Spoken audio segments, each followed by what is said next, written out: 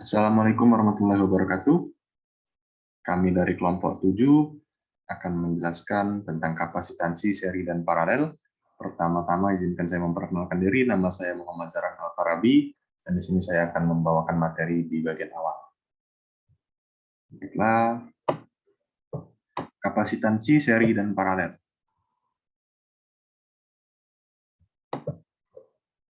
Pengertian dari kapasitor itu sendiri, kapasitor atau yang sering disebut sebagai kondensator merupakan alat yang digunakan untuk menyimpan energi dan arus listrik pada jangka waktu tertentu.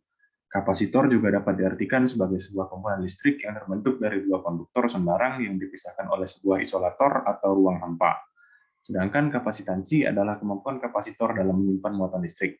Kapasitor memiliki satuan farad yang diambil dari nama penemunya, yaitu Michael Farad. Dan berikut ini adalah simbol kapasitor. Ada kapasitor polar dan kapasitor non-polar. Kapasitor polar seperti yang bisa dilihat di sini disimbolkan dengan garisnya yang melengkung, itu menunjukkan polaritasnya, dan kapasitor non-polar dia tidak ada melengkungannya, dia semuanya garis lurus. Dan itu kapasitor non-polar itu juga disebut dengan kapasitor umum. Kemudian berikut ini adalah klasifikasi dari kapasitor. Kapasitor itu diklasifikasikan menjadi dua macam, yaitu kapasitor polar, yang merupakan kapasitor yang kedua kutubnya mempunyai polaritas positif dan negatif. Biasanya kapasitor polar bahan dielektriknya terbuat dari elektrolit, dan biasanya kapasitor ini mempunyai nilai kapasitansi yang besar dibandingkan dengan kapasitor yang menggunakan bahan dielektrik kertas atau mika atau keramik. Dan berikutnya ada kapasitor non-polar, adalah kapasitor yang pada kutubnya tidak mempunyai polaritas, artinya pada kutub-kutubnya dapat dipakai secara berbalik. Biasanya kapasitor ini mempunyai nilai kapasitansi yang kecil dan bahan dielektriknya terbuat dari keramik, mika, dan lain-lain. Baiklah, saya rasa segitu saja yang akan saya sampaikan. Kelanjutannya akan disampaikan oleh teman saya yang berikutnya. Terima kasih. Assalamualaikum warahmatullahi wabarakatuh. Perkenalkan semuanya, nama saya Isromi Fadlur Rahman Ludo dengan NIM 03041382025095. Di sini saya akan menjelaskan tentang sejarah singkat dari kapasitor.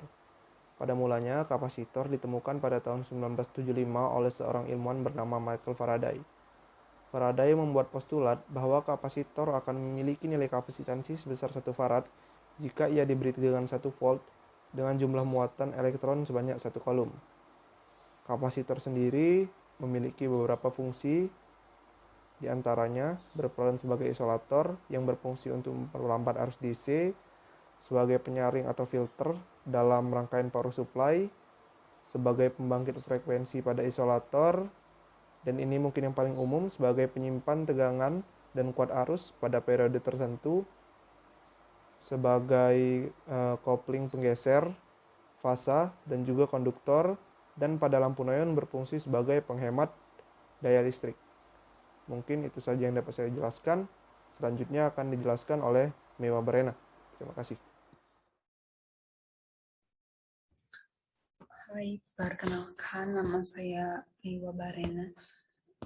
NIM 0304 1282 025083. Saya dari kelas A Indaraya, kelompok 7.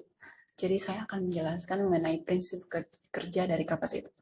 Yang pertama, apabila dua plat atau lebih dalam kondisi berhadapan, kemudian plat tersebut dibatasi oleh penyekat, kemudian ketika dialiri listrik, maka akan terbentuklah kondensator. Yang kedua, kedua plat yang saling berhadapan, bahan di elektrum serta jarak antara kedua plat akan mempengaruhi nilai kapasitas dari sebuah kapasitor.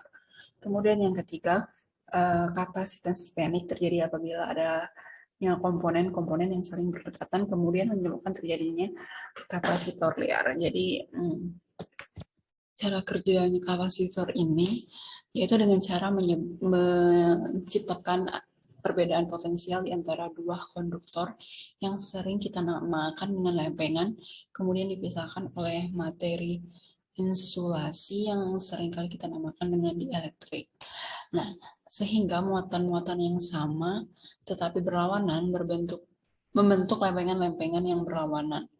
Kemudian membentuk suatu bidang listrik di sepanjang kapasitor. Terus yang perlu kita ingat juga, semakin luas area lempengan dan semakin kecil celah antara lempengan-lempengan, maka akan semakin tinggi juga kapasitansi dari seluruh kapasitor. Nah, kemudian sebuah kapasitor ini bisa dialiri dengan cara menghubungkan lempengan-lempengan dengan konduktor lainnya. Tetapi dikarenakan voltase yang tinggi, bisa tinggi yang bisa lempengan-lempengan itu ciptakan, lempengan-lempengan itu sendiri dihubungkan dengan materi resistif yang tinggi untuk alasan keamanan. Kemudian yang kedua itu saya akan menjelaskan mengenai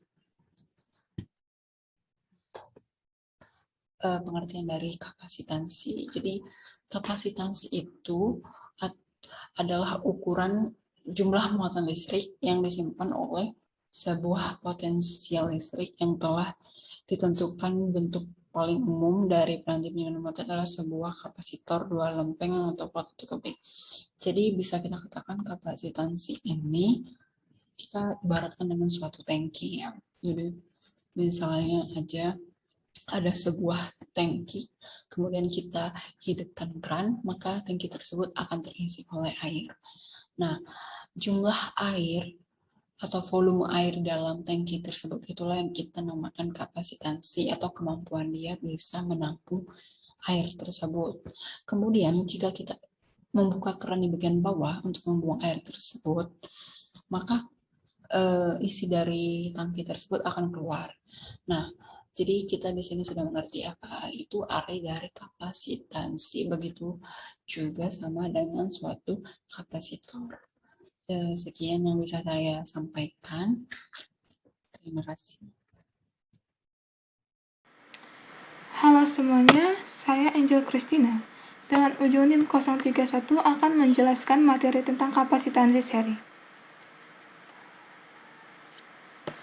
Pada slide PPT, ditunjukkan bahwa rangkaian seri merupakan susunan yang dipasang dengan cara menghubungkan elektroda secara berurutan.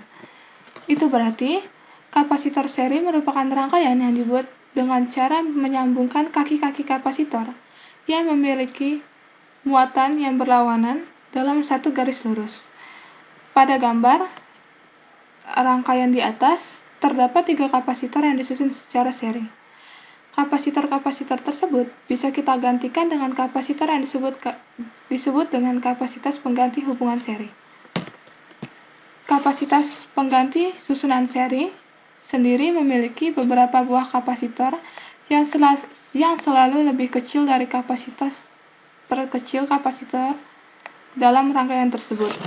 Untuk mencari nilai pada rangkaian kapasitor seri, dapat menggunakan rumus di bawah penjelasan, yaitu 1 per kapasitor seri sama dengan 1 per kapasitor 1 ditambah 1 per kapasitor 2 ditambah 1 per kapasitor 3 dan selanjutnya. Mungkin itu saja penjelasan dari saya. Baik, saya akan menjelaskan apa itu kapasitasi paralel. Rangkaian paralel yaitu saat keping-keping kapasitor bermuatan jenis digabungkan menjadi satu, di mana kutub positif dijadikan satu dengan kutub positif sumber tegangan. Kemudian kutub negatif dijadikan satu dengan kutub negatif sumber tegangan. Dengan kapasitasi total, yakni adalah C1 ditambah C2 ditambah C3. Assalamualaikum warahmatullahi wabarakatuh. Terima kasih kepada moderator yang telah memberikan kesempatan kepada saya untuk menjelaskan materi pada kali ini. Materi yang akan saya jelaskan adalah mengenai hubungan kapasitansi, muatan, dan tegangan. Bisa dilihat pada layar, nilai kapasitansi itu sama dengan muatan per tegangan, Coulomb per volt, atau bisa disebut juga farad. Nilai kapasitansi berbanding terbalik dengan nilai tegangan, berbanding lurus dengan nilai muatan. Artinya, semakin besar nilai muatan yang tersimpan pada kapasitor, Itu menandakan bahwa nilai kapasitansi yang dimiliki oleh sebuah kapasitor tersebut makin besar. Apabila nilai tegangan pada kapasitor tersebut sangatlah besar, yang berarti menandakan nilai kapasitansi pada kapasitor itu kecil. Lanjut. Bisa dilihat pada tabel, misalkan ada dua kapasitor yang dirangkai secara seri, nilai muatan pada tiap-tiap kapasitor adalah sama. Q1 sama dengan Q2 sama dengan Q, yang menandakan nilai pada setiap kapasitor 1 dan kapasitor 2 adalah Q, yang berarti sama. Selanjutnya tegangan. Tegangan pada masing-masing kapasitor tidaklah sama. V1 tidak sama dengan V2, tidak sama dengan V sumber juga. Tapi bisa kita cari V sumber sama dengan tegangan yang terdapat pada C1 dan tegangan yang terdapat pada C2. Jadi untuk V sumber itu pasti sama dengan tegangan kapasitor 1 ditambah dengan kapasitor 2. Kapasitansi penggantinya untuk rangkaian seri ini sejenis dengan rumus dari rangkaian resistor secara paralel. 1/C total sama dengan 1/C1 ditambah 1/C2. Selanjutnya, jika kapasitor C1 dan C2 itu dirangkai secara paralel, muatan yang terdapat masing-masing pada kapasitor itu tidaklah sama. Ini Q1 tidak sama dengan Q2, tidak sama dengan Q. Akan tetapi untuk nilai Q total yang disimpan dalam dua kapasitor ini bisa digantikan dengan Q1 ditambah Q2.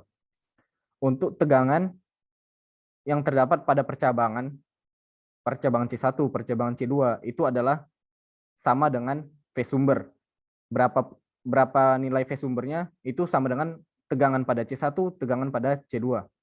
Untuk rangkaian penggantinya, nilai pengganti kapasitornya itu seperti resistor yang dirangkai secara seri. Kapasitansi total sama dengan kapasitansi C1 ditambah C2. Untuk energi yang tersimpan dalam kapasitor, itu menggunakan rumus energi sama dengan Q kuadrat per 2C, dua kapasitansinya. Atau bisa juga menggunakan 1/2 Q dikali dengan delta tegangan.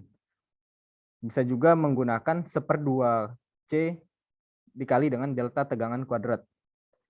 Nah, sekian dari saya kembalikan ke moderator.